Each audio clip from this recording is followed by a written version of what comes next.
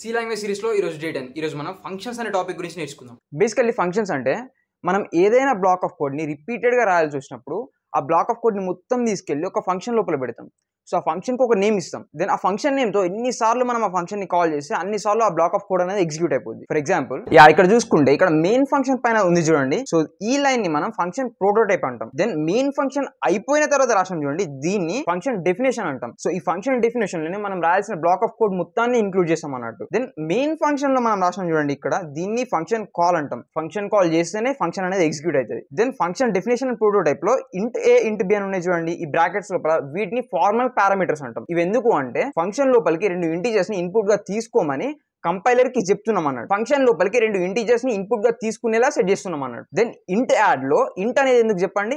So ఇంట్ అనేది ఎందుకంటే మన ఫంక్షన్ a+b అనే ఇంటీజర్ ని రిటర్న్ చేస్తుంది కాబట్టి సో మన ఫంక్షన్ యొక్క రిటర్న్ టైప్ గా ఇంట్ అనేది ప్లేస్ చేస్తున్నాం అన్నట్టు. దీన్ని ఎగ్జిక్యూట్ చేసినప్పుడు I'm giving input as sum 2, 3. Then sum of 2 and 3 is 5 అనే ప్రింట్ అయ్యింది చూడండి. సో ఇక్కడ ఏమైతుంది అంటే ఎగ్జిక్యూట్ చేసినప్పుడు 2 and 3 అనే నంబర్స్ ఫంక్షన్ కాల్ ద్వారా ఫంక్షన్ లోపలికి వెళ్ళి అక్కడ 2+3గా మారి మళ్ళీ రిటర్న్ అవుతుంది ఇక్కడికి సమ్ అనే వేరియబుల్కి.